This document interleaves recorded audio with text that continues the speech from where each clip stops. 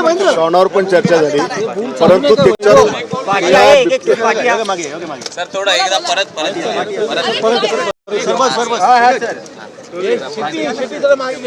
काल बिबट्यांवर चर्चा झाली. बिबट्यांचा हैदोस संपूर्ण महाराष्ट्र, अनेक लहान लहान मुलांची ते बळी घेत आहे.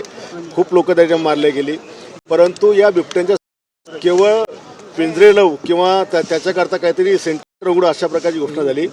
मला असं वाटतं की हे जे वाईल्ड मधले किंवा प्रादेशिक जंगलामधले हे प्राणी जे बाहेर आले, या जंगलांमध्ये यांना घातलं पाहिजे आणि त्याला किमान 12 फुटाचं कंपाऊंड केलं पाहिजे आणि त्या कंपाऊंडला वरून तार कंपाऊंड केलं पाहिजे, म्हणजे वॉल आणि तार कंपाऊंड, जेणेकरून ते त्याच्या नैसर्गिक अधिवासातून बाहेर पडणार नाही, मानवी वस्तीत घुसणार नाही.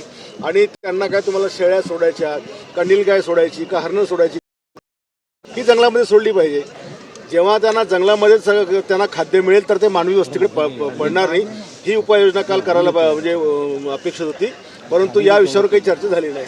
सर विना पास सध्या आमदारांसोबत येणाऱ्या पदाधिकारी कार्यकर्त्यांचा विषय चर्चेचा झालेला आहे. पहिल्या दिवशी 15 जण आले होते जे यांच्यासोबत, आज दुसऱ्या दिवशी म्हणजे काल झालेल्या याच्यात 8 जण आले होते. याबाबत सभापतींनी वारंवार नियमावली बनवून सुद्धा आमदार आणि मंत्रीच हे नियम मोडत आले. काल सभागृह अध्यक्ष महोदयांनी जाहीर केलं की अशा प्रकारे जर कोणी करेल तर त्याची नाव मी विधानसभेत जाहीर करेल आणि त्याच्यावर कारवाई करेल. त्याच्यामुळे आता माझ्यासोबत 2 माजी मंत्री आलेत, पण कोणी कार्यकर्त्याला येऊ दिलं नाही. सर दुसरी अशी गोष्ट आहे की वेगळ्या विदर्भाच्या संदर्भात जसं आपण बघितलं की चंद्रशेखर बावनकुळे यांनी भूमिका मांडली आहे की वेगळ्या विदर्भाचा मुद्दा त्यांचा अजूनही कायम आहे, काम चालू आहे. नाना पटोले म्हणतात की काँग्रेसची सत्ता आल्यावर वेगळा विदर्भ होणार. शिवसेनेची भूमिका काय? शिवसेना प्रमुख वंदनीय बाळासाहेब ठाकरेपासूनची आमची अखंड महाराष्ट्राची भूमिका आहे. महाराष्ट्राचे तुकडे आम्हाला पडू द्यायचे नाही आहे आणि वेगळा विदर्भ झाला तर विकासाकरता निधी आम्हाला मिळणार नाही आहे. बऱ्यापैकी उर्वरित महाराष्ट्र आणि मुंबईच्या वर्षावर विदर्भाचा विकास त्या ठिकाणी होतो आणि म्हणून अजूनही टक्के मागास त्याला, खास करून आमचा पूर्व पश्चिम विदर्भ, त्याच्यामुळे विनाकारांच्या विदर्भाचे तुकडे करण्यामध्ये काही अर्थ नाही आहे. विदर्भातला एक आमदार म्हणून मी जबाबदारीने सांगतो की अखंडित महाराष्ट्रामध्ये आमच्या विदर्भाचं हित आहे. अखंड विदर्भ हा खरं तर मुद्दा जो आहे तो भास्कर जाधव यांनी देखील बोलून दाखवलेला आहे. शिवसेनेचे दोन्ही गट जरी वेगळे असले तरी या मुद्द्यावर एकत्र आहेत. ही भूमिका शिवसेना प्रमुख बाळासाहेब ठाकरेंची म्हणून ते पण नाकारणार नाहीत आणि आम्ही पण नाकारणार नाही. सर उद्धव ठाकरे असं म्हणतायत की थोडं अँटी खाली घेणार कडीपत्ता म्हणाले. हे बघा, आमच्या शिवसेनेला उद्धव साहेबांना नाव ठेवण्यासाठी काहीच जागा नाही आहे.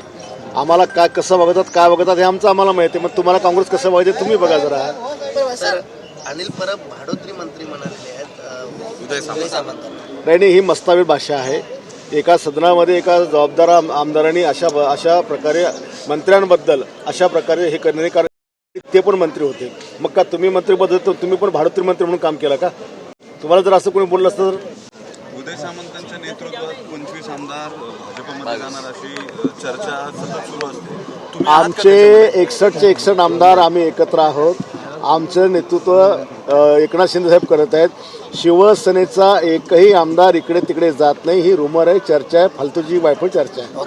कशामुळे सुरू आता हे कशामुळे आणि कोण पिल्ली सोडतं आम्हाला कळत नाही, पण ही काय फॅक्ट नाही. महासेवक कोण आहे त्याला खाली करायचा